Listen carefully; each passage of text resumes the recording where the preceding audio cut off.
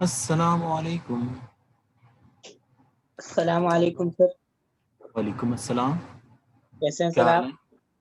है? ठीक हैं, आप खैरियत से हैं? जी, जी, बिल्कुल ठीक-ठाक। सर अस्सलाम वालेकुम। वालेकुम अस्सलाम। क्या हाल है सर? मैं ठीक हूँ, आप खैरियत से हैं? अल्हम्दुलिल्लाह सर। क्या आपको पता है कि स्क्रीन शेयर हो रही है? Yes sir. यस सर, हो रही है। स्क्रीन पर आपको क्या नज़र आ रहा है, ये भी आपको पता होगा। Yes sir. सर वो डाइजेस्टिव सिस्टम डाइजेस्टिव सिस्टम किसका? ह्यूमन का। वुमेन का। तो हम कंटिन्यू करेंगे। जी सर।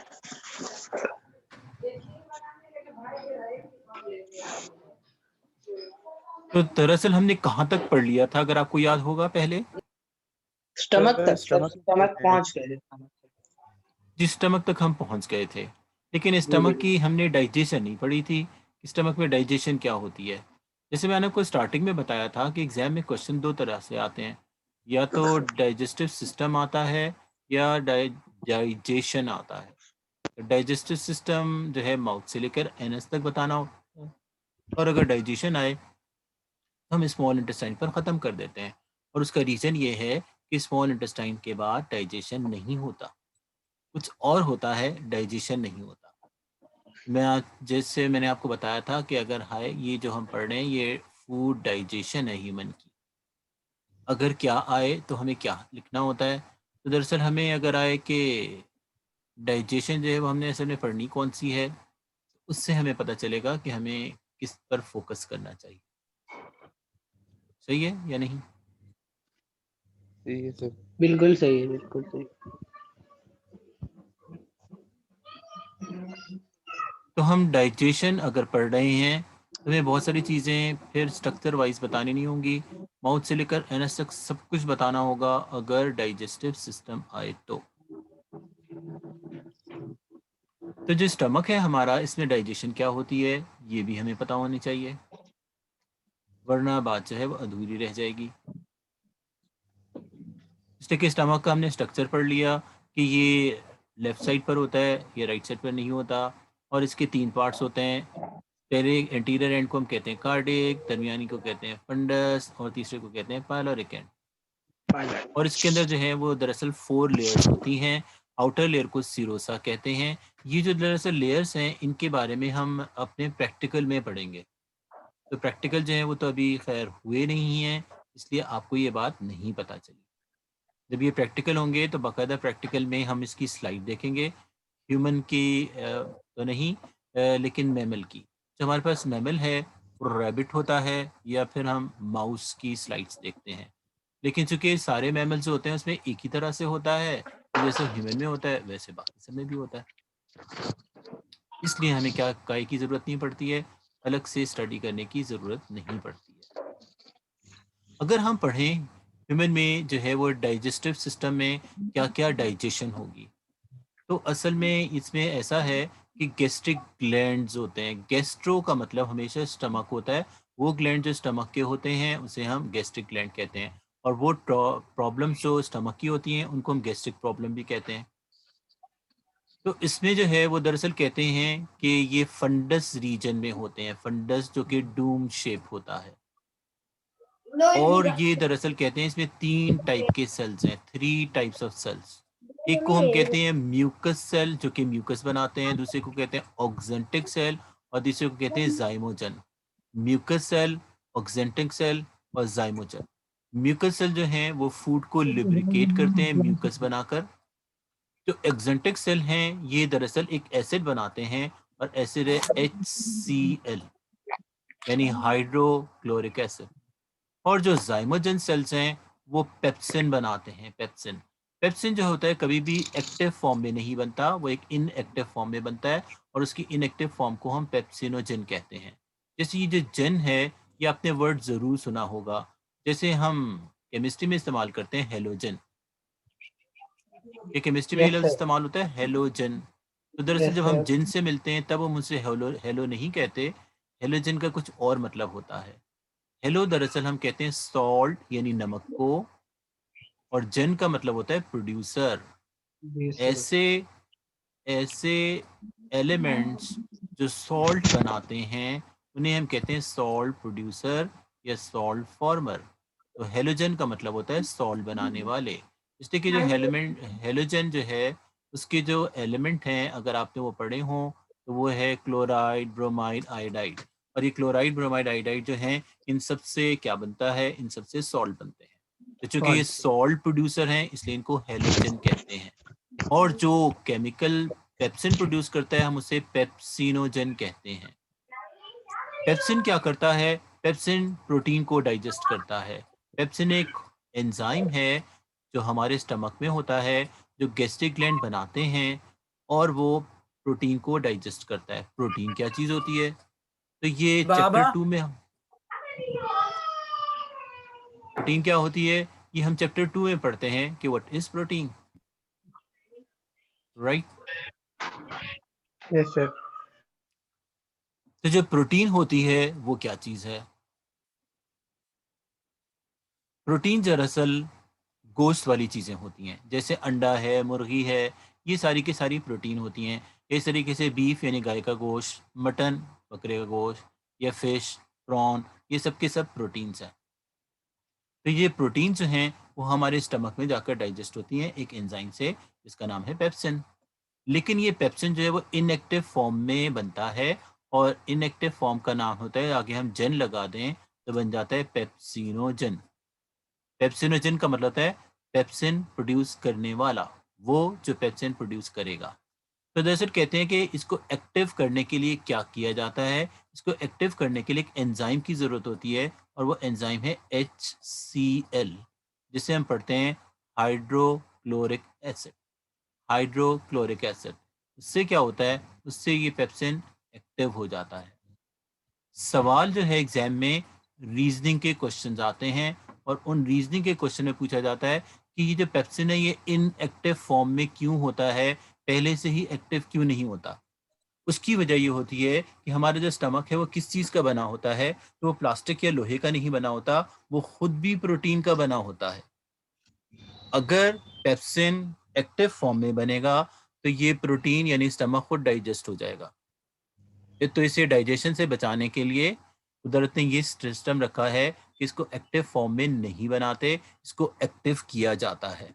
तो यहाँ पे जैसे ये लिखा हुआ है कि एक्टिवेशन कौन करता है? एक्टिवेशन एक एंजाइम करता है जिसका नाम HCl है और इनएक्टिव फॉर्म जिसका नाम पेप्सिनोजन है वो कन्वर्ट होके बन जाती है एक्टिव फॉर्म ऑफ पेप्सिन। किसकी वजह से? HCl की वजह से, हाइड्रोक्लोरिक एसिड। हम यहाँ पे हाइड्रोक्लोरिक एसिड को एसिड नहीं बल्कि एंजाइम कहते हैं। हम इसे एंजाइम क्यों कहते हैं? इसलिए कि एंजाइम की डेफिनेशन है कि जो रिएक्शन से पहले और रिएक्शन के बाद सेम रहते हैं। दो substances which remain same before and after the reaction उनको हम कहते हैं एंजाइम। तो यहाँ पे HCl यूज नहीं होता। किस लिहाज से यूज नहीं होता? इसलिए कि प्रोडक्ट के साथ कोई Cl लगा हुआ नहीं आता। Cl यानी क्लोराइड रहेगा या कहीं पे कोई हाइड्रोजन यूज हो रहा हो, तो यहाँ पे ना हाइड्रोजन यूज हो रहा है ना Cl यूज हो रहा है। ये इसलिए हम कहते हैं कि ये एक एंजाइम है। एंजाइम क्या करते हैं? एंजाइम जो होते हैं वो रिएक्शन को तेज कर देते हैं। रिएक्शन को तेज किस तरीके से करते हैं? जैसे आपको पता है कि कुछ खवातीन हैं उनको बीजमालो कहते हैं, सुना है कभी आपने? अगर कोई मर्द हो नो तो सर। उसे हम बी जमाल कहते हैं और कोई खातून हो तो उसको बी जमालो कहते हैं। ये ऐसी खवातीन होती हैं जो दूसरों में लड़ाई करवाती हैं। लड़ाई अच्छा। करवाने वाली खवातीन जो लगाई बुझाई करती हैं उनको बी जमालो कहते हैं। और आपको पता है कुछ दोस्त भी ऐसा करते हैं। जिस तरीके से एक दोस्त अपने दूसरे दोस्त को जाकर बताए कि भाई मेरे उस दोस्त ने एक थप्पड़ लगाया, तो दूसरा दोस्त से कहे उसने तुम्हें एक लगाया था, तुम्हें दो लगाने चाहिए थे। तो ये जो कहने वाला है इस ऐसे शख्स को कहते हैं जो लड़ाई करवाता है, उसको बीच मालो कहते हैं। ऐसा ही काम जो होता है ये एंजाइम्स भी करते हैं। एंजाइम जो होते हैं वो एक्टिव होता है, वो आराम से बैठा हुआ होता है तो उसे कहते हैं भाई तुम बैठे हुए क्यों हो, भाई कोई ना कोई काम करो। इस वजह से उसको एक्टिवेट कर देता है। कौन? HCl। तो यहाँ पे चूंकि HCl यूज नहीं हो रहा, ये एग्जाम में रीजन में पूछा जाता है कि why we are not calling this as an acid, why we are calling this as enzyme. इसलिए कि रिएक्शन में ऐसे पार्टिसिपेट नहीं करता। अगर हम सिर्फ ये कहें कि ये पार्टिसिपेट नहीं करता तो इसका मतलब वो तो एक्टिव भी नहीं करेगा। वैसे तो दरअसल कहते हैं कि वो पार्टिसिपेट करता है लेकिन कंज्यूम नहीं होता, यूज्ड अप नहीं होता। It's remain same before and after the reaction. शायद आपने कभी सुना होगा कि जो प्लास्टिक की बोतल होती है उनमें कभी भी हम एसिड यानी तेजाब नहीं रखते। क्यों? इसलिए कि अगर उन्हें प्लास्टिक की बोतल में रखेंगे तो बोतल गल जाएंगी। तो वही हाल जो है वो स्टमक का भी होगा कि अगर ऐसा होगा तो स्टमक हमारा छन्नी बन जाएगा, इसमें छोटे छोटे से सुराख हो जाएंगे एसिड्स की वजह से। इस वजह से क्या होता है कि ये एक्टिव फॉर्म में नहीं बल्कि इनएक्टिव फॉर्म में होता है। कुछ लोग ऐसे होते हैं जिनमें HCl ज़्यादा बनने लगता है, और वो लोग होते हैं जैसे उर्दू में हम कहते हैं खट्टी डकारें आती हैं उन्हें। तो ये खटास जो होती है वो एसिड की होती है। इसलिए अगर आपने केमिस्ट्री पढ़ी हो तो आपको ये पता होगा कि एसिड किस टेस्ट के होते हैं। What is the taste of acid? Acid हमेशा सार टेस्ट के होते हैं, SOUR, सार। सार का मतलब होता है कि वो हमेशा खट्टे होते हैं, खट्टे। सर ये एसिडिटी से तो रिलेटेड नहीं है? एसिडिटी से रिलेटेड है कि एसिडिटी ज़्यादा हो जाती है तो फिर डाइजेशन के लिए प्रॉब्लम्स हो जाती हैं। और ये सर एक एसिडिटी बात कौन बताएं। से एसिड की वजह से होती है? HCl की वजह से। आपको शायद पता हो कि लेमन जो होते हैं वो भी खट्टे होते हैं, यानी लीमू खट्टे होते हैं, इसलिए कि उसमें भी एसिड होता है। और उस एसिड को हम क्या कहते हैं? अच्छी। ओ, वो एसिड HCl नहीं होता, उसमें टार्टारिक एसिड होता है, जिसको दरअसल कहते हैं कि ड्राई कर लेते हैं तो टार्टरी के बन जाती है उससे। सेब जो होते हैं जब कच्चे होते हैं तो खट्टे होते हैं, इसलिए कि उसमें मैलिक एसिड होता है। तो दरअसल जिनमें एसिड्स होते हैं वो हमेशा खट्टे टेस्ट के होते हैं, राइट। एक्टिवेट हो जाते हैं तो कहाँ जाते हैं? एक्टिवेट हो जाते हैं तो स्टमक में ही रहते हैं। एक्टिवेट उस वक्त होते हैं जब स्टमक में प्रोटीन आता है। जब स्टमक में प्रोटीन नहीं होता तो ये एक्टिव नहीं होते। उस वक्त एक्टिव होते हैं जब इनकी ज़रूरत होती है। तो दरअसल ये सो रहे होते हैं, इनको उठाते हैं कि भाई तुम्हारा प्रॉब्लम, तुम्हारी जो क्लास है तुम क्लास की मिस कर रहे हो, उठो जाओ कोई क्लास लो अपनी। इस तरीके से ये भी होते हैं कि भाई तुम्हारा काम शुरू हो गया है, वो देखो प्रोटीन आई है उसको तुमने डाइजेस्ट करना है, उठो और ये काम करो। इस तरीके से ऐसा काम जो करता है उसे हम HCl कहते हैं कि HCl यहाँ पर एक्टिवेटर का काम करता है। और चूंकि ये एक एसिड होता है इस वजह से पीएच भी एसिडिक हो जाता है। देखिए यहाँ पे लिखा हुआ है कि इस सेक्शन में जो पीएच चाहिए होता है हमारे स्टमक में वो pH 2 होता है, 2। और 2 का मतलब होता है एसिड।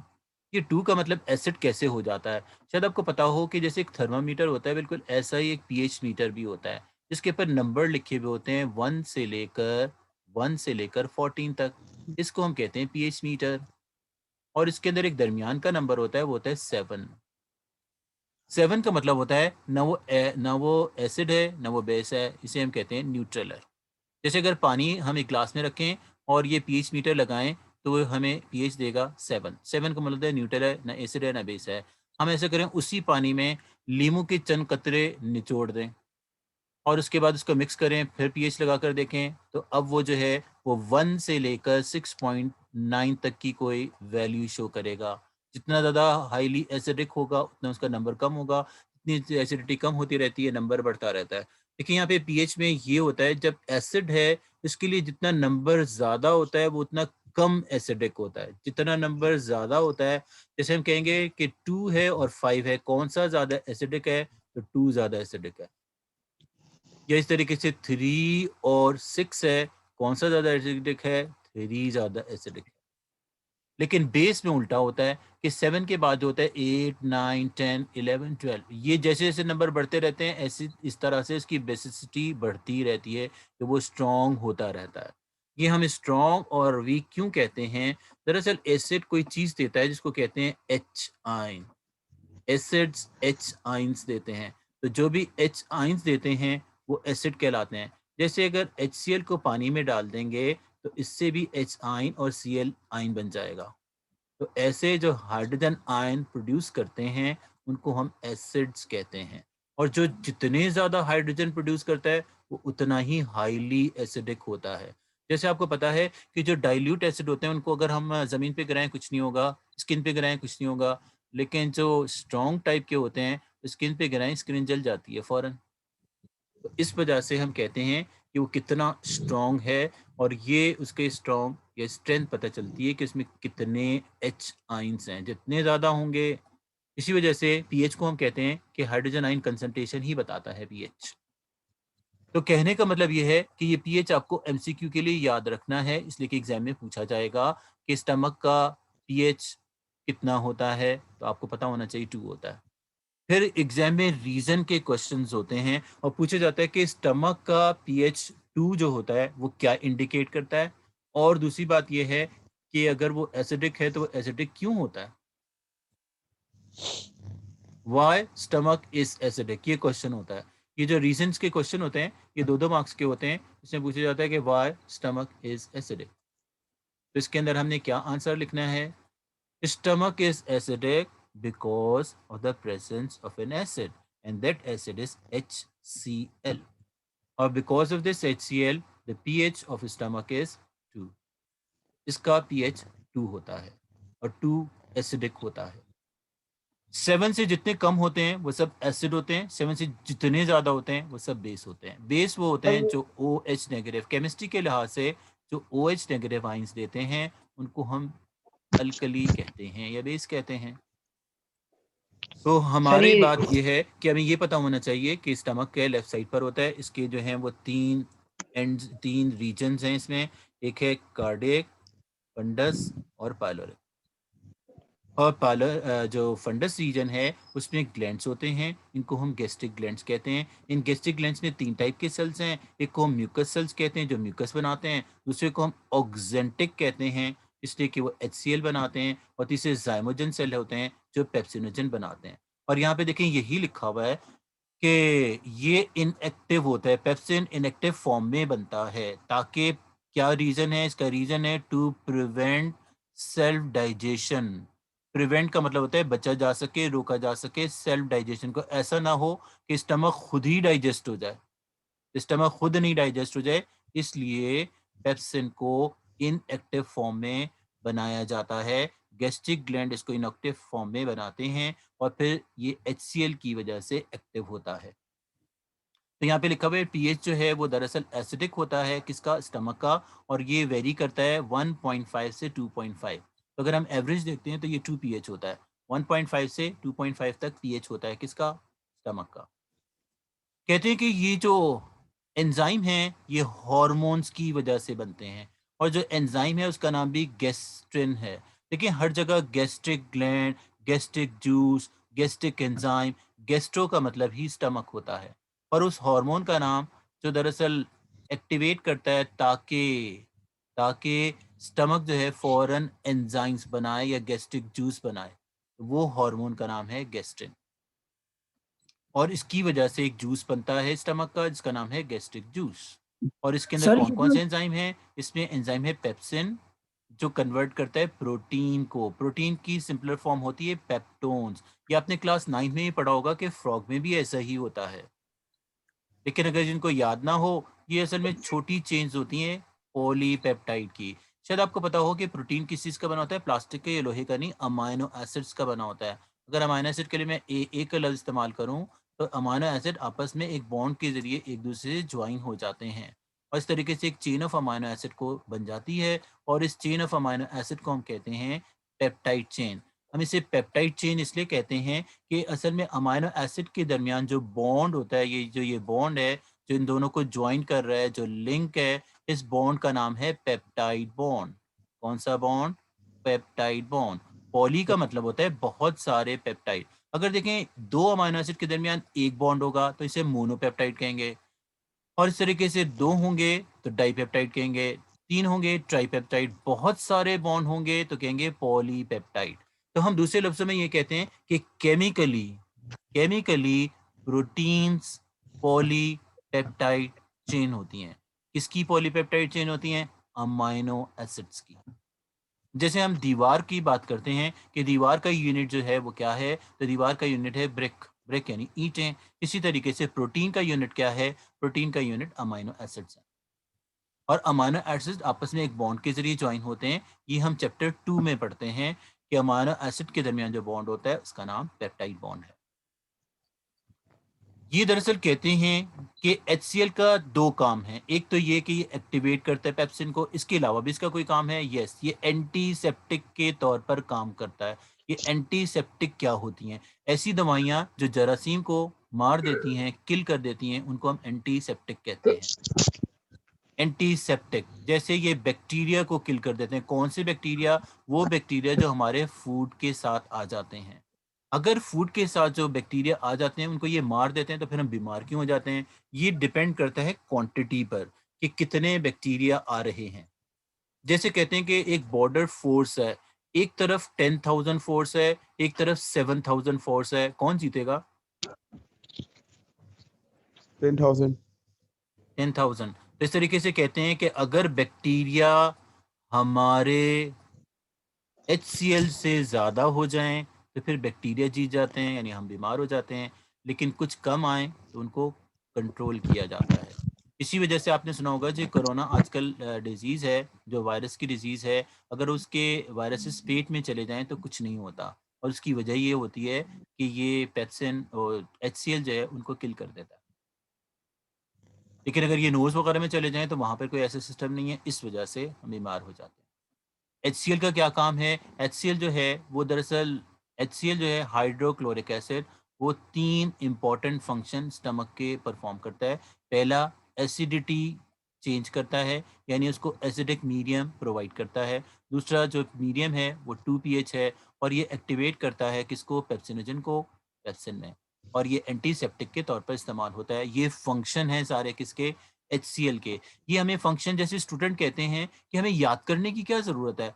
भाई MCQ की टाइप का अगर क्वेश्चन आ जाएगा तो उसमें तो आंसर लिखा हुआ होगा, बस करेक्ट आंसर मार्क ही तो करना है। तो दरअसल सिर्फ करेक्ट आंसर मार्क नहीं करना है, ये आंसर पता भी तो होना चाहिए। अगर लिखा जाए कि which of the following is not the function of HCl, यानी इसमें कौन सा फंक्शन HCl का नहीं है? क्या वो एसिडिटी कॉज करता है? यस, ये इसका फंक्शन है। क्या वो एक्टिवेट करता है? यस, ये इसका फंक्शन है। क्या वो दरअसल pH चेंज करता है? यस, ये भी उसी का फंक्शन है। ठीक है या नहीं? अगर ये लिखा हुआ हो कि ये डाइजेस्ट करता है प्रोटीन को, तो ये प्रोटीन को डाइजेस्ट नहीं करता, ये प्रोटीन को डाइजेस्ट नहीं करता।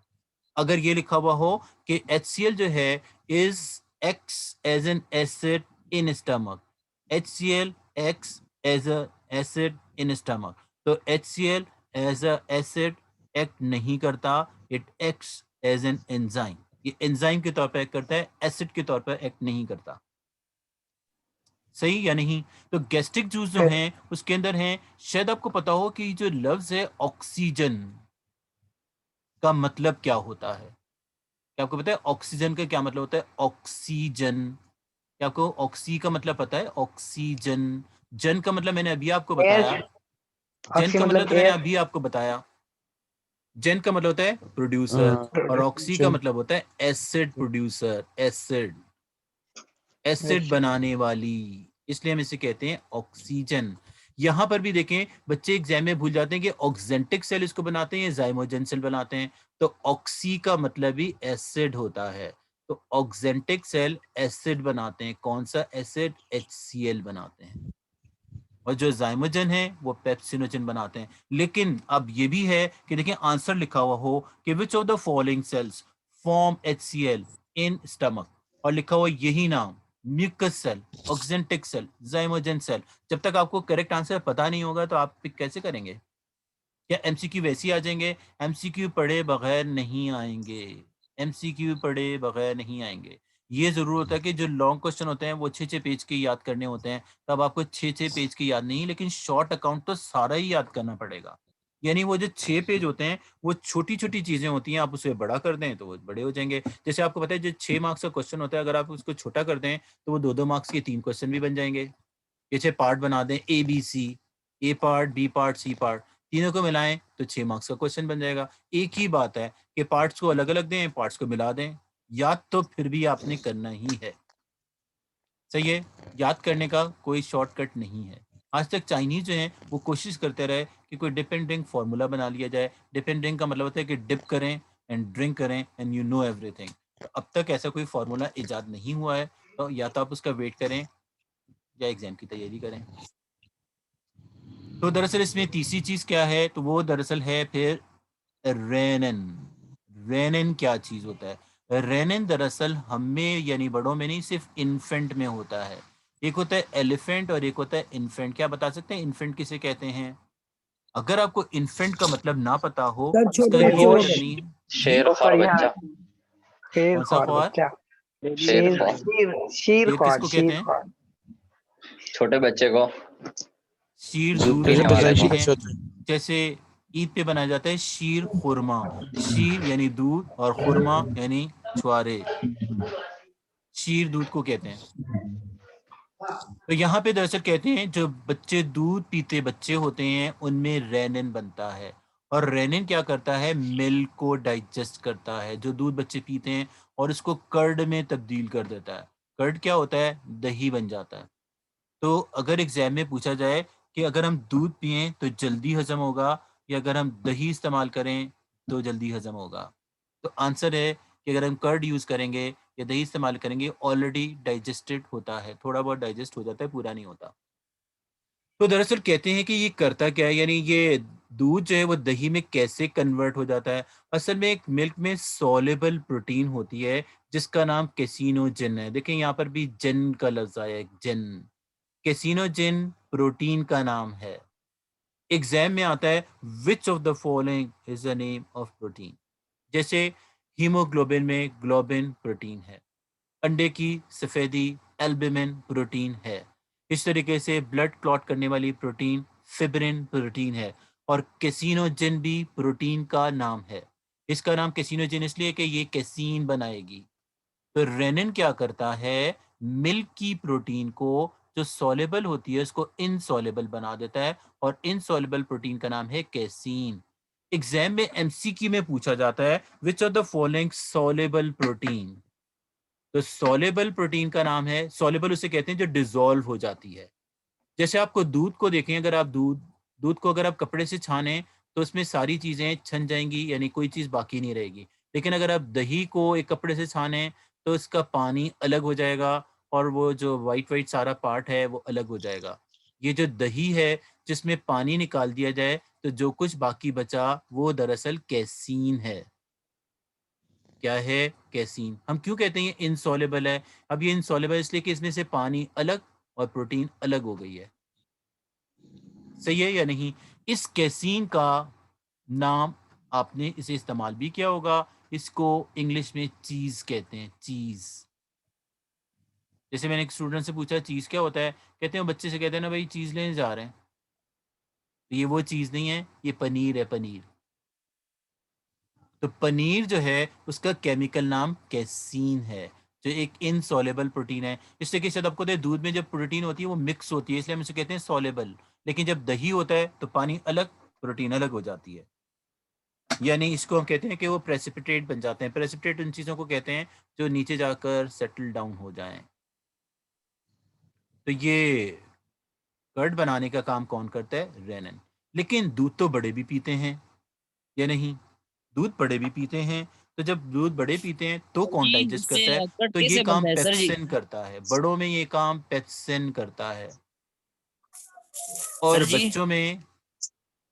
बच्चों में ये काम पेप्सिन नहीं बल्कि रेनिन करता है, इसलिए कि बच्चा जो है वो तो सिर्फ और सिर्फ दूध पीता है। इन्फेंट उन बच्चों को कहते हैं जो सिर्फ दूध पीते हैं, तो वो कुछ और तो खाते ही नहीं है, इसलिए उनका दूध दूध दूध दूध डाइजेस्ट करना होता है, तो उसके लिए रेनिन होता है। लेकिन जब वो बड़े हो जाते हैं तो वो दूध के अलावा दूसरी चीज़ें भी खाते हैं, इस्तेमाल करते हैं, इसलिए वह रेनिन इतना ज़रूरी नहीं होता।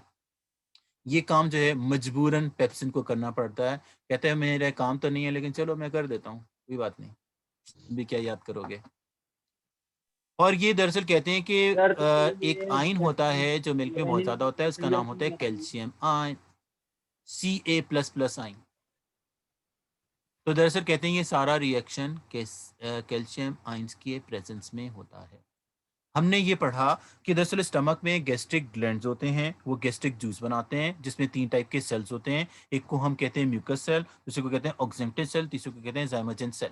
ऑक्जेंटिव सेल म्यूकस बनाते हैं, जो स्लिपरी म्यूकस सेल्स म्यूकस बनाते हैं जो स्लिपरी सिक्रीशन होता है, इसकी वजह से आराम से फूड आगे जा सकता है, इसलिए कि फूड को स्टमक में नहीं रुकना होता है, इसे आगे इंटेस्टाइन में जाना होता है। तो आराम से ये स्लिप होता हुआ चला जाए, तो इसे स्लिपरी बनाने के लिए म्यूकस काम करता है। फिर दरअसल सर ये कहते हैं बलगम को कि इसमें म्यूकस कहते हैं। ऑक्जेंटिव जी ये जो बलगम होता है ये म्यूकस होता है। ये बलगम ही यस म्यूकस होता है, जो हमारी नाक में होता है, ये भी दिस इज ऑल्सो म्यूकस। और इस तरीके से जो हमारी नाक बहती है तो ये म्यूकस ही होता है। ये हमारे नाक में भी बनता है, वैसे ये हर जगह बनता है, सिर्फ और सिर्फ नाक में नहीं, स्टमक में, इंटेस्टाइन में, कई जगह हैं जहाँ पे ये म्यूकस बनता है। और इस तरीके से जो हमारा रेस्पिरेटरी ट्रैक है उसमें भी ये म्यूकस बनता है, लेकिन हर जगह इसके काम जो होते हैं वो डिफरेंट होते हैं। यहाँ पे फूड को लिब्रिकेट करता है, लेकिन जब यही रेस्पिरेटरी ट्रैक में मौजूद होता है, रेस्पिरेटरी ट्रैक में, तो फिर ये जर्म्स वगैरह को ट्रैप करता है और डस्ट को ट्रैप करता है। ये जो धूल वगैरह आती है ना, जब धूल मिट्टी होती है, ये अंदर ना जाए, फेफड़ों के अंदर ना जाए, लंग्स के अंदर ना जाए, तो इसको रोकता है म्यूकस। इससे जाके सारा कुछ चिपक जाता है, यानी डस्ट से चिपक जाती है, और इस तरीके से खांसी वांसी इसके जरिए हम ये बाहर निकाल देते हैं। ये जरासीम होते हैं, उनका भी काम करते हैं। ये तो हम रेस्पिरेटरी सिस्टम यानी 13 चैप्टर में पढ़ेंगे तफसील से कि म्यूकस और क्या करता है जो रेस्पिरेटरी ट्रैक में होते हैं। इसी तरीके से आपने सुना होगा कार्बन डाइऑक्साइड। कभी आपने कार्बन डाइऑक्साइड पी है? नो सर, नहीं क्या पी है? बता सर पिया? पेप्सी में होती है ना। जी पेप्सी में ये जो दरअसल जैसी बोतल खोलते हैं जो गैस निकलती है वो कार्बन डाइऑक्साइड ही तो होती है। तो ये खाने को हजम करती है। देखिए अगर ये स्टमक में जाए तो ये डाइजेशन में हेल्प करती है, लेकिन अगर यही रेस्पिरेटरी ट्रैक में जाए तो इंसान मर जाता है। आपको पता है कार्बन डाइऑक्साइड हम सांस के जरिए बाहर निकालते हैं, ब्रीदिंग के दौरान बाहर रिमूव करते हैं, इसलिए कि पॉइजनस गैस है, ये जहरीली गैस है। अगर रेस्पिरेटरी ट्रैक में चली जाए तो, और अगर स्टमक में चली जाए तो स्टमक में तो जाती है। ठीक है या नहीं? ठीक है। तो यहाँ पे दरअसल कहते हैं कि जब ये सारा कुछ सेमी डाइजेस्टेड फूड होता है तो इसका नाम चेंज करके हम इसको कायम कहते हैं। कायम, ये फूड के नाम जो होते हैं वो हम चेंज करते हैं। जैसे हमने एक नाम पढ़ा था बोलस, ये जैसे डायग्राम भी थी, मैंने आपको अगर दिखाई थी, अगर आपको याद हो, कि जब ये निवाले की शक्ल में होता है यहाँ पर, तो इसी फूड को हम बोलस कहते हैं। Bolus, BOLUS। और यही फूड जब सेमी डाइजेस्ट हो जाए, यानी थोड़ा डाइजेस्ट हो जाता है, स्टमक में पहुंच जाता है, तो इसको हम काइम कहते हैं, CHYME, काइम। और यही फूड जब यहाँ पर पहुंच जाता है स्मॉल इंटेस्टाइन के पहला पार्ट ड्यूडेनम में, इसका नाम फिर चेंज कर देते हैं, फिर इसको कहते हैं काइल, CHYLE, काइल। तो ये एक ही चीज के हैं, फूड जो है बोलस है, फूड काइम है, फूड काइल है। जब इंटेस्टाइन में है तो काइल है, स्टमक में है तो काइम है, एसोफेगस में है तो बोलस है, माउथ में है तो बोलस है, बक्कल कैविटी में है तो बोलस है, फेरिंग्स में है तो बोलस है। सही है या नहीं? ये मैं आपको इसलिए बता रहा हूँ कि ये भी MCQ में पूछा जाता है कि बोलस, कि अगर हम ये कहें ये कि काइल कहाँ पर food in stomach is known as bolus, तो इसे हम बोलस नहीं कहते। जब ये सेमी डाइजेस्ट हो जाता है, एंजाइमेटिक हो जाता है, इसमें एंजाइम शामिल हो जाते हैं, कुछ डाइजेशन हो जाता है, इसका नाम चेंज करके काइम कह देते हैं। राइट। अब दरअसल कहते हैं कि राइट। एग्जाम में काइल क्या है? डेफिनेशन आती है, एग्जाम में डेफिनेशन आती है, डिफाइन काइम। काइम को डिफाइन करें, व्हाट इज काइम। तो देखिए यहाँ पे काइम की डेफिनेशन लिखी हुई है। Chyme is acidic pulp of food. Acidic pulp का मतलब होता है जिसमें एसिड शामिल हो जाता है। एसिड पल्प किसको कहते हैं? जो सॉफ्ट चीजें होती हैं उनको पल्प कहते हैं। जैसे आपको पता है गूदा कहते हैं, जैसे आम का गूदा होता है उसको भी पल्प कहते हैं। जो सॉफ्ट सी चीजें होती हैं, फूड जब सॉफ्ट हो जाता है उसमें एसिड शामिल हो जाता है। कौन सा एसिड? अगर एसिड के नाम लिखे हों, सिट्रिक एसिड, आपको पता है लेमन में सिट्रिक एसिड होता है, एप्पल में मैलिक एसिड होता है, चूंटियों में फ्यूमेरिक एसिड होता है। कई एसिड्स होते हैं, हमें सारों के नाम की जरूरत नहीं है, फिलहाल हमें सिर्फ एक की जरूरत है, वो है हाइड्रोक्लोरिक एसिड। सही है या नहीं? एग्जाम में पूछा जाता है वाई काइम इन, ये देखें रीजन पूछा जाता है, why chyme is acidic in nature, why chyme is acidic in nature. बहुत सारे बच्चे कहते हैं ये सर काइम क्या है, ये तो हमने कभी नहीं पढ़ा था कि काइम भी कोई चीज होती है, ये कहाँ से आ गया? कहा कि व्यास ने रेजिस्ट से पढ़ा था। सर मैंने डाइजेस्टिव सिस्टम 5 दफा याद किए, इसमें काइम नहीं है। मैंने कहा फिर आपने याद ही कुछ नहीं किया है, आपको यही नहीं पता कि काइम क्या चीज होती है। कहते हैं नो, कसम ले लें कभी मैंने पढ़ा हो काइम क्या चीज होती है। ये क्रीमी पेस्ट की तरह होता है, क्रीमी यानी क्रीम कलर के पेस्ट। पेस्ट किसे कहते हैं?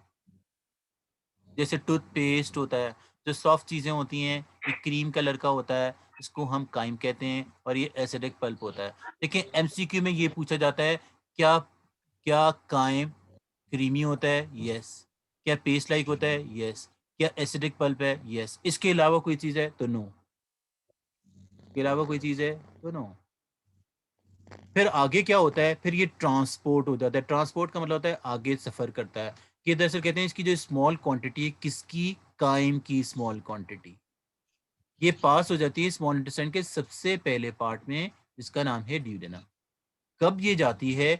जब मसल्स रिलैक्स हो जाते हैं वेल्व के। कौन से वेल्व के? पायलोरिक वेल्व के। ये जो स्फिंक्टर है, ये वेल्व का नाम है। ये स्फिंक्टर मैंने आपको दिखाया था, अगर आपको याद हो तो। अगर यस आप सर। भूल चुके हो तो दोबारा दिखा देते हैं कि स्टमक जो है, स्टमक तो शायद मेरा ख्याल है आगे भी आएगा डायग्राम, ये जी। तो अगर ये देखें तो स्टमक का ये वाला एंड जो है इसे कहते हैं कार्डियक, और ये वाला जो है इसे कहते हैं पायलोरिक। लिखते वक्त बच्चों को याद करना चाहिए। देखें इसलिए कहते हैं एग्जाम में ratification is no qualification for examination. एक बच्चे ने लिखा कि chyme is transfer from stomach to duodenum through cardiac end. सही लिखा या गलत लिखा? गलत ले। गलत लिखा है, इसलिए कि वो कार्डियक से नहीं, कार्डियक से बोलस आता है। कार्डियक से बोलस आता है और इससे काइम जाता है, और काइम जाता है पायलोरिक एंड से। तो ये जो दोनों एंड हैं, यानी दो सिरे हैं, कार्डियक एंड या पायलोरिक एंड, दरमियान वाले को फंडस कहते हैं। अगर आपसे पूछा जाए, देखें एग्जाम में एक एमसीक्यू आता है, और वो एमसीक्यू आता है कि gastric glands are present in, और आंसर लिखा होता है फंडस, कार्डियक, पायलोरिक और ऑल ऑफ दीज। आंसर होता है fundus, cardiac, pyloric, all of these. तो आंसर क्या होगा आपका? फंडस। तो फंडस होगा। अगर इसके अलावा अगर आपने कोई पिक किया तो वो गलत होगा। तो यहाँ पे थोड़ा सा पोर्शन है ड्यूडेनम का। ड्यूडेनम जो है वो दरअसल 12 उंगलियों के बराबर होती है, इसलिए इसका नाम ड्यूडेनम रखा गया है, और ये स्मॉल इंटेस्टाइन का पहला पार्ट है। और एग्जाम में रीजन पूछा जाता है, why pyloric sphincter is present, why this pyloric sphincter is present. ये वेल्व क्यों है, ये क्यों वेल्व मौजूद है? ये वेल्व इसलिए मौजूद है कि अगर ये नहीं होगा तो फूड बगैर डाइजेस्ट होते हुए आगे चला जाएगा। जैसे कहते हैं बहुत सारे गेटों पे अगर हम गार्ड खड़े ना करें तो जो भी जाएगा यूं अंदर घुस जाएगा, जो भी जाएगा अंदर घुस जाएगा। या कॉलेज में चौकीदार ना हो तो जिसकी मर्जी है मुंह उठाए अंदर आ जाए। तो यहाँ पे दरअसल कहते हैं कि भाई पहले जब तक काइम अच्छी तरह बन ना जाए उस वक्त तक आपको आने की इजाज़त नहीं है, जब आप बन जाएंगे फिर आएंगे। तो दरअसल कहते हैं यहाँ पे 4 घंटे तक, मिनिमम 4 आवर्स तक स्टमक में फूड स्टे करता है, फिर ये वेल्व खुलता है और यहाँ से काइम ड्यूडेनम में चला जाता है। फिर ड्यूडेनम में क्या होता है तो हम आगे देखते हैं कि आगे की स्टोरी में ड्यूडेनम में क्या होगा। एक तो हमें ड्यूडेनम का साइज पता होना चाहिए कि स्मॉल इंटेस्टाइन जो होती है वो टोटल 6 मीटर की होती है। उसमें जो ड्यूडेनम है वो सबसे छोटा यानी 30 सेंटीमीटर का होता है। उसके बाद जिजनम होता है। क्या ये मैंने साइजेस आपको बताए थे किसी वक्त? यस सर, लेकिन ये बताए थे। साइजेस बताने का कोई फ़ायदा नहीं है। सबसे बेहतरीन है कि ये साइजेस आप याद करें। अगर आप ये याद नहीं करेंगे तो ये याद नहीं होंगे। अगर आप याद नहीं करेंगे तो ये याद नहीं होंगे।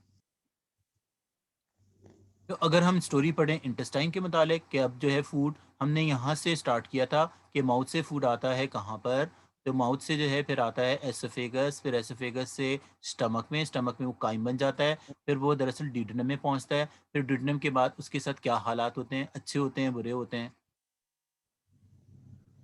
ठीक है या नहीं? एग्जाम में पूछा जाएगा तो क्वेश्चन बुक में नहीं लिखा होगा, और ये पूछेंगे कि बताएं स्टमक में क्या चीज डाइजेस्ट हुई। Carbohydrate, protein, lipid, all of these. Carbohydrate, protein, lipid, protein. All of these. क्या आंसर सही है? Sir protein. प्रोटीन, सिर्फ प्रोटीन डाइजेस्ट हुई। तो दरअसल कब देखें एग्जाम में, एग्जाम में जो होते हैं आपकी पढ़ाई जो होती है ना, अब वो 9th से बिल्कुल डिफरेंट है। 9th में बच्चा सिर्फ रट लेता है कि भाई ये स्टमक है, ये होता है, ये होता है, ये होता है, बाकी आगे पीछे का उसे कुछ पता नहीं होता। और जो फर्स्ट ईयर है उसमें सारा ब्रेन यूज होता है। ब्रेन का मतलब होता है सिर्फ और सिर्फ रटा हुआ नहीं चलेगा, समझा हुआ भी चलेगा। जब सर तक फिर आपने बाकी आपने रट तो कार्बोहाइड्रेट लिया है। वगैरह जी कहाँ पे कार्बोहाइड्रेट्स वगैरह कहाँ पे डाइजेस्ट होंगे अगर प्रोटीन सिर्फ नहीं, यहाँ वो पे तो होंगे आगे तो? की बात है ना, आगे तक तो हम पहुंचे नहीं हैं। देखिए एग्जाम अच्छा में अच्छा। पूछा जाएगा ये सवाल कि बताएं कि जो स्टमक के एंजाइम है जिनको हम गैस्ट्रिक जूस कहते हैं, they belong to which of the following group of enzyme. ये 3 ग्रुप है एंजाइम के। कार्बोहाइड्रेसेस जो कार्बोहाइड्रेट को डाइजेस्ट करते हैं, प्रोटीएजेस जो प्रोटीन को डाइजेस्ट करते हैं, लाइपेजेस प्रोटीएसेस। जो लिपिड को डाइजेस्ट करते हैं। जब भी किसी वर्ड के साथ एज लगता है, ए एस ई एज, तो इसका मतलब एंजाइम होता है। सही है सर। और अगर कभी किसी वर्ड के साथ ओज लगे, जैसे ओ एस ई ओज, तो उसका मतलब शुगर होता है। शुगर। जैसे ग्लूकोज, फ्रक्टोज, नाम सुने होंगे आपने, यस यस सर। सर। उसका मतलब शुगर होता है। सही है या नहीं? जैसे प्रैक्टिकल एग्जाम हो रहा था, एक स्टूडेंट से मैंने पूछा कि जो हम, आपको पता है जो वर्ड एंड में ऐड किए जाते हैं उनको हम सफिक्स कहते हैं इंग्लिश में, सफिक्स। तो ये जो यस। मैंने ओज और एज बताए हैं ये दोनों सफिक्स हैं। तो एक बच्चा जो था वो इंटेलिजेंट था, मैंने इससे क्वेश्चन पूछा कि ये बताओ ये ओज कहाँ के लिए यूज़ करते हैं। उसने कहा सर शुगर के लिए। मैंने कहा ओके। तो उसके बराबर खड़ा था, मैंने कहा ये शुगर क्या होती है? कहने लगे शुगर डायबिटीज़ होती है।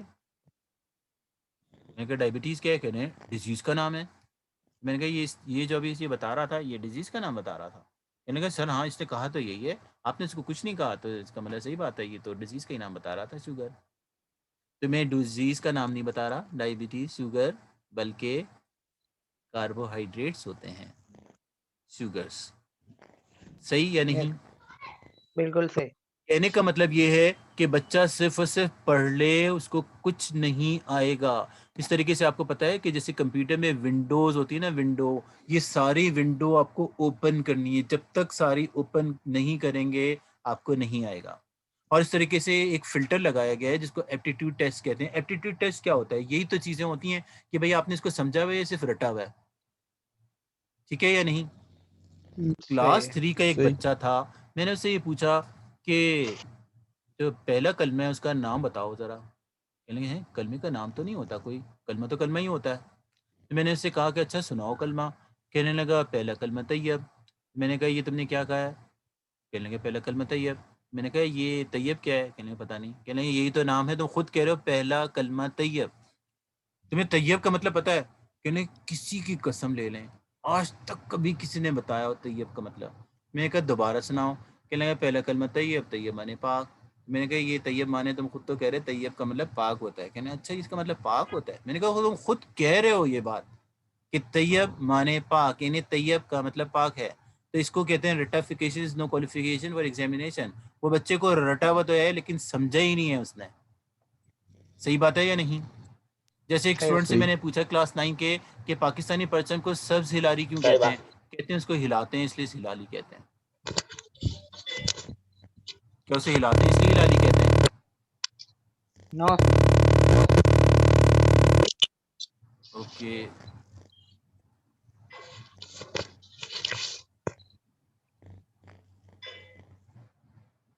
क्या उसे हिलाते हैं इस वजह से हिलाली कहते हैं? नो सर, नहीं, हिलाल तो चांद को कहते जी हिलाल को चांद को कहते हैं, फर्स्ट मून को कहते हैं। चूंकि हमारे झंडे पर फर्स्ट मून बना हुआ है इसलिए उसको हिलाली पर्सन कहते हैं।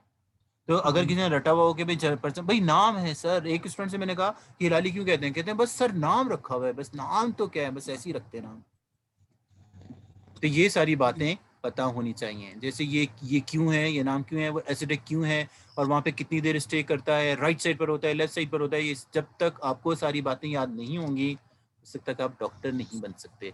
नर्स तो शायद बन सकते हैं, कंपाउंडर बन सकते हैं, डॉक्टर नहीं बन सकते।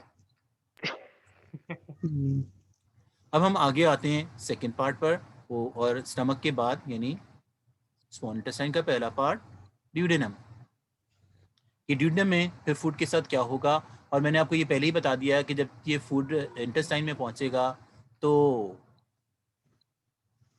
यहाँ पे ये है ड्यूडेनम।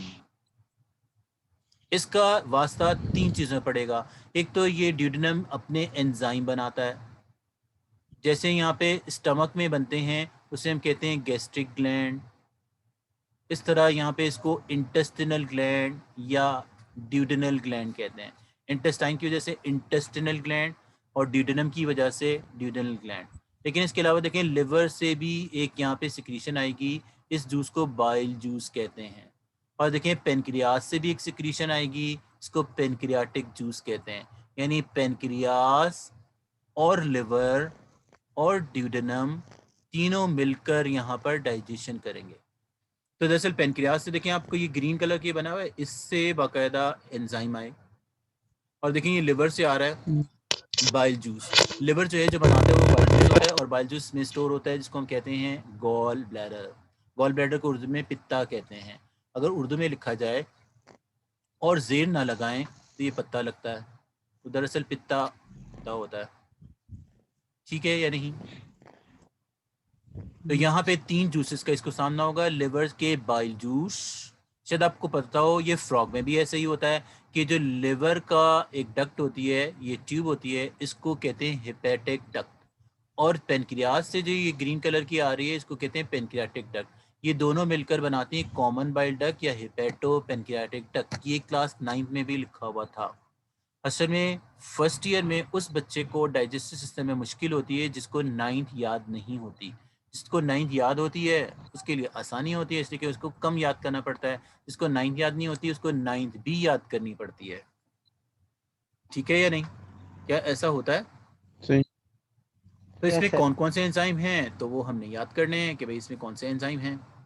तो अगर हम देखें ड्यूडेनम जो नेक्स्ट ऑर्गन है, सर आज आपने जूम वालों को पे किया है? नो, इसलिए कि अभी तक उन्होंने कोई वो नहीं दिया ना। This is the reason why sometimes they forget. फिर तो अच्छी बात है ना। अच्छी बात तो है, लेकिन I have another class for second year after this. Oh, ये देखिए सर ये वो कभी कभी ये डायग्राम भी है, होता है कि बताते नहीं ये देखिए लेकिन हो वो जाता है। डायग्राम है जिसमें वेल्व बंद होता हुआ दिखाया गया है। देखें ये वेल्व खुला हुआ होता है तो ऐसा होता है, और जब ये बंद हो जाता है तो ऐसा वेल्व बनता है। क्या आपको ये नजर आ रहा है कि कोई चीज़ ये बंद हो गई, कितना नैरो हो गया है? इसको यस कहते हैं सर। कि खबरदार तुम्हें अभी जाने की इजाज़त नहीं है। वो कहते हैं मुझे जल्दी हो रही है, मेरी क्लास में मुझे जाना है। मैंने कहा भाई रुक जाओ, कोई नहीं, अभी इधर ही रहो, आगे नहीं जाओगे अभी। पहले कब तक नहीं कायम बनो। जाएंगे? जब तक कायम नहीं बनेगा, कायम नहीं बनेगा। टाइम नहीं बनेगा, इन्हें प्रॉपर वो डाइजेस्ट नहीं होगा। तो इसके बाद जो है ड्यूडेनम पर हम पहुंचते हैं। वैसे ये स्मॉल इंटेस्टाइन के ये 3 पार्ट हैं, ड्यूडेनम, जेजुनम, इलियम। और ये तीनों वो पार्ट हैं जिनके स्पेलिंग बच्चे कभी सही नहीं लिखते।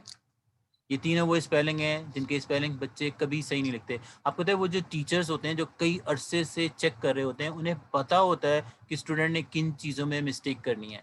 कि अगर एक टीचर 25 साल से कॉपीज चेक कर रहा है, उसे पता है कि स्टूडेंट मिस्टेक्स कौन से स्पेलिंग्स में करते हैं। जैसे मैं चेक करता रहता हूँ, मुझे पता है कि कोई बच्चा ड्यूडेनम, जिजनम, इलियम के स्पेलिंग सही नहीं लिखता।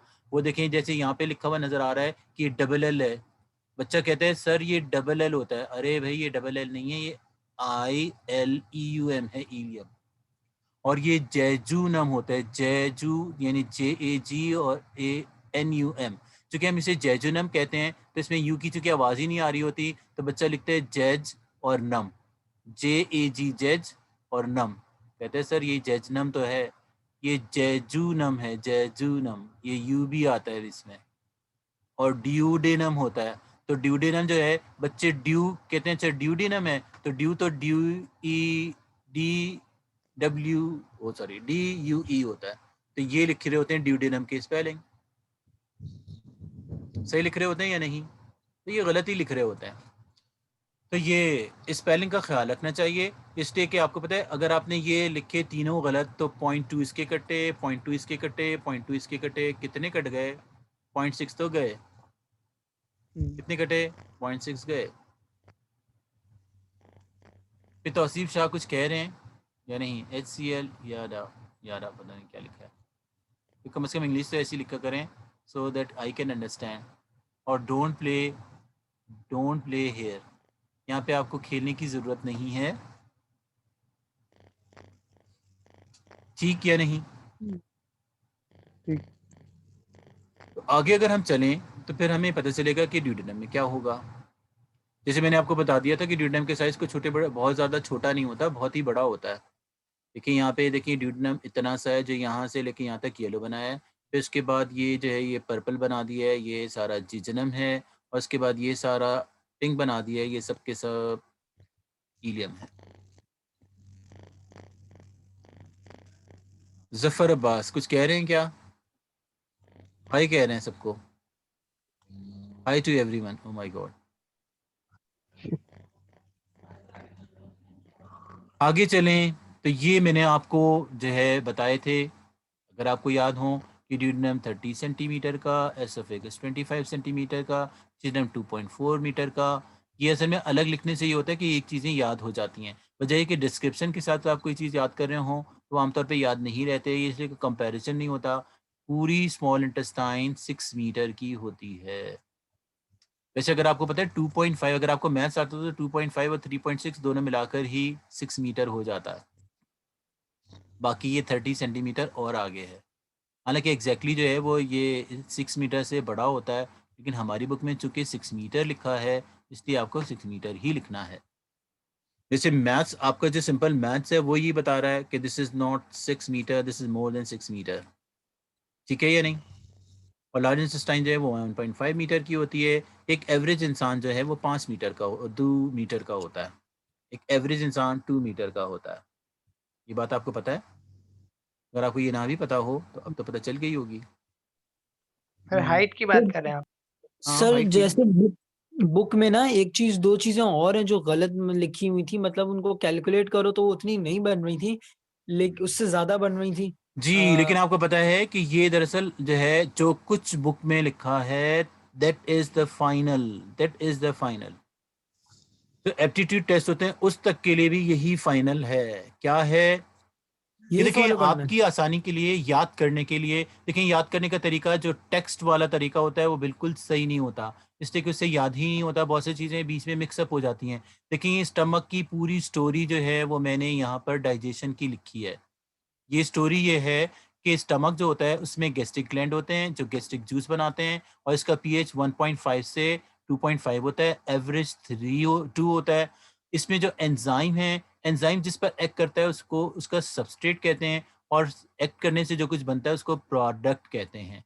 HCl क्या करता है? HCl एक्ट करता है पेप्सिनोजन पे और इसको पेप्सिन में कन्वर्ट करता है। पेप्सिन क्या करता है?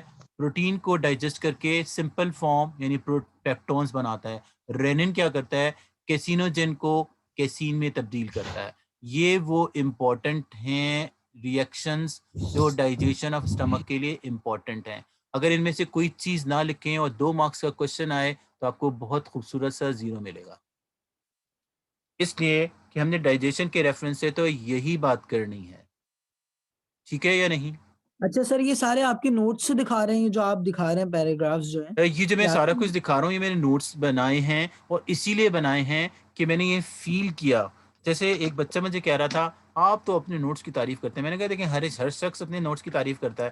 भाई ये तो मैं कभी भी नहीं कहूँगा कि वो मैंने 3rd क्लास बेकार नोट्स बनाए हैं। भाई मैंने तो कुछ सोच कर बनाए हैं कि ये चीज़ें मुझे किसी नोट्स में नहीं मिल रही थी, और ये इंपॉर्टेंट चीज़ें होनी चाहिए ऐसे। तो जैसे मैंने सोचा कि याद करने के तरीके क्या होते हैं, जैसे मैं खुद याद करता जब मैं स्टूडेंट था, इस वजह से मैंने स्टूडेंट की आसानी के लिए बनाए हैं कि पीएच को अलग से याद कर लो, साइजेस को अलग से याद करो। ये यही तरीका है याद करने का। अगर आप पूरे पैराग्राफ के साथ वो साथ में नंबर भी याद कर रहे हो तो कभी भी याद नहीं रहते। ठीक है या नहीं? इसका शॉर्ट अकाउंट इस तरह से किया जाता है। आपको पता है कि बच्चे जो हैं वो तो आजकल आदी नहीं है। एक तरीक़ेकार ये भी होता है कि बच्चों को सिखाया जाता है कि किस तरह से शॉर्ट अकाउंट बनाने हैं किसी चीज़ के, राइट? तो ये दरअसल कहते हैं कि ये समरी बनाई जाए, समरी याद कर लें, खुद से अपने वर्ड्स में लिखें। ये देखें ये सेंटेंस लिखा जाएगा कि HCl is an enzyme which act on pepsinogen and convert into active form pepsin। ये सेंटेंस है। सेंटेंस याद नहीं करने होते, सेंटेंस खुद मेक करने होते हैं। अगर आप सेंटेंसेस याद करेंगे तो आपको कुछ भी याद नहीं रहेगा। अगर आप छोटे छोटे वर्ड्स याद करेंगे तो आपको याद रहेगा। इसी वजह से तो आपको कहते हैं कि जो बड़े बड़े नंबर होते हैं जैसे 111-77 अगर इसे ब्रेक करके लिखा जाए तो याद हो जाता है। इसलिए कि ब्रेन हमारा शॉर्ट चीजें ही मांगता है, वो पूरे पूरे पैराग्राफ नहीं याद करवा सकता। आप कितनी भी कोशिश करें, पैराग्राफ ऐसे याद नहीं होते, उनको छोटे में ब्रेक करना पड़ता है, फिर ही याद होता है। राइट राइट है या नहीं? राइट है। अब हम चलते हैं आगे इंटेस्टाइन पर, कि इंटेस्टाइन में क्या होगा। तो देखिए स्मॉल इंटेस्टाइन है, इसमें ड्यूडेनम और जिजनम है। मैंने यहाँ पे ड्यूडेनम और जिजनम क्यों लिखे, तीसरा क्यों नहीं लिखा? इसलिए कि उसमें डाइजेशन नहीं होता, इसलिए नहीं लिखा कि इसमें डाइजेशन नहीं होता। फिर उसमें क्या होता है, उसमें फूड एब्जॉर्ब होता है, डाइजेस्ट नहीं होता, एब्जॉर्ब होता है। देखिए जो चीज़ उस टेबल में लिखी थी वही सेम यहाँ पर लिखी हुई है कि स्टमक जो है वो ज्वाइन करता है किसके साथ, स्मॉल इंटेस्टाइन के साथ। और यहाँ पे लिखे कि स्मॉल इंटेस्टाइन 6 मीटर लॉन्ग और 2.5 सेंटीमीटर वाइड होता है, और ये ह्यूमन में कंसिस्ट ऑफ 3 पार्ट्स होता है, और वो 3 पार्ट्स के नाम है ड्यूडेनम, जेजुनम एंड इलियम। अब सबसे पहले शॉर्ट अकाउंट है ड्यूडेनम का। इतनी छोटी सी लाइंस हैं जिसमें ड्यूडेनम के मुतालिक लिखा हुआ है कि ड्यूडेनम जो है, यहाँ पे देखें ये बात दोबारा रिपीट की गई है कि जो फूड होता है जो कायम की शक्ल में होता है वो पायलोरिक स्फिंक्टर जो कि स्टमक है उससे पास होकर ड्यूडेनम में एंटर होता है।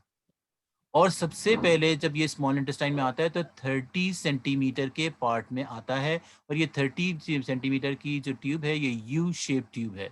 ऐसे जो ट्यूब्स होती हैं उनको यू शेप कहते हैं, यू शेप। ड्यूडेनम ऐसा होता है, और ये सर प्रोड्यूस अगर करता है एंजाइम। एंजाइम के नाम है एंटायरोकाइनेज। सर अगर एंटायरोकाइनेज।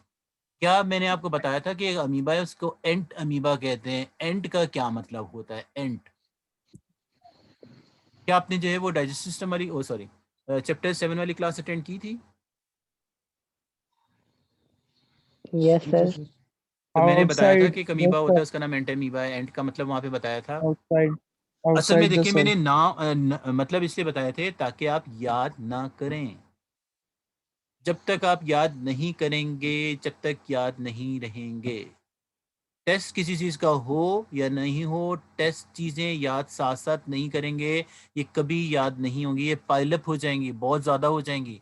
जब बहुत ज़्यादा हो जाएंगी तो दिल भी नहीं चाहेगा, इतना कौन याद करेगा।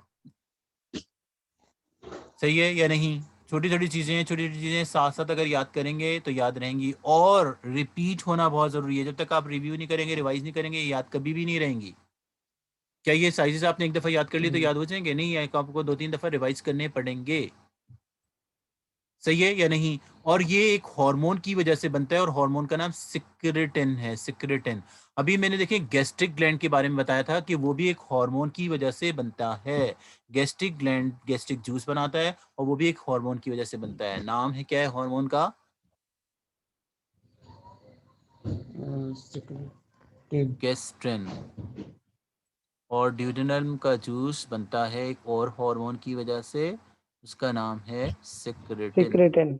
एंड का मतलब होता है गट, काइनी का मतलब होता है मूव, एज का मतलब है एंजाइम, जो मूवमेंट प्रोड्यूस करेगा, इसलिए इसको एंटायरोकाइनेज कहते हैं। ये रीजन है इसका। एंटायरोकाइनेज जो है वो इनएक्टिव फॉर्म में होता है, और वो एक इनएक्टिव फॉर्म है ट्रिप्सिनोजेन। जैसे पेप्सिनोजेन है ऐसे ट्रिप्सिनोजेन है, और ये एक्टिव होता है ट्रिप्सिन में। कौन इसको एक्टिव करता है? यहाँ पे ये काम HCl नहीं, ये काम एंटायरोकाइनेज करता है। एंटायरोकाइनेज भी एक एंजाइम है, जैसे HCl भी एक एंजाइम है। HCl पेप्सिन को एक्टिवेट करता है, एंटायरोकाइनेज ट्रिप्सिनोजेन को एक्टिवेट करता है। और ट्रिप्सिनोजेन कौन बनाता है? ये बनाता है पेनक्रियास। सिक्रीशन कहते हैं कि इसकी जो सिक्रीशन होती है, एक हार्मोन है, ड्यूडेनम की सिक्रीशन को एक्टिवेट करता है, और ये पेनक्रियाटिक जूस का ये काम। और जूसेस जो होते हैं जैसे कहते हैं ऑल्सो रिसीव, देखें इसमें जो ड्यूडेनम है इसमें और भी जूसेस आते हैं। कौन से? पेनक्रियास से पेनक्रियाटिक जूस, और लिवर से बाइल जूस। और दरअसल कहते हैं एक ट्यूब के जरिए जिसका नाम है एक डक्ट या बाइल डक्ट, या मुश्किल नाम है हिपेटो पेनक्रियाटिक डक्ट। असल में हिपेटिक का वर्ड हम लिवर के लिए इस्तेमाल करते हैं, इसी वजह से वो आर्टरी जो लिवर में आती है उसका नाम है हिपेटिक आर्टरी। जो वेन लिवर से जाती है उसका नाम है हिपेटिक वेन। और अगर लिवर स्वेल हो जाए तो बीमारी हो जाती है, उसको कहते हैं हेपाटाइटिस। हेपाटाइटिस का नाम आपने सुना है? यस यहाँ से सर। फूड सर कहाँ पर चले जाता है? ये यहाँ से फूड ट्रांसफर हो जाता है second part of small intestine और जिसका नाम जेजुनम है। सही है या नहीं? तो आज के लिए सही। यहाँ तक काफ़ी है। फिर जो एसेसरी ग्लैंड है यानी लिवर और पेनक्रियास, ये हम अपनी कल की क्लास में पढ़ेंगे। सर एक बात बताएं कि अगर जी। क्वेश्चन आए डाइजेशन इन स्टमक तो उसमें हम इलियम नहीं लिखेंगे। सॉरी सॉरी, डाइजेशन इस मामले में इलियम नहीं लिखेंगे, वो क्यों आए? Small intestine, sorry. हाँ, अगर आए कि डाइजेशन इज स्मॉल इंटेस्टाइन तो आप उसमें इलियम नहीं लिखेंगे, इसलिए इलियम में डाइजेशन नहीं होता, वहाँ पे एब्जॉर्प्शन होता है। जो सारा फूड डाइजेस्ट हो चुका होता है वो वहाँ पर जाकर एब्जॉर्ब होता है, जज्ब होता है। सही है या नहीं? तो सेकेंड ईयर सही के है। स्टूडेंट ने जो वो ज्वाइन करना शुरू कर दिया है और आप लोगों के आने का बहुत फिजिकल बहुत क्लास शुक्रिया। 11 सी बजे यू होगी अल्लाह ताला। Tomorrow at the same time. अल्लाह हाफिज। अल्लाह बाय। हाफिज। क्या हुआ?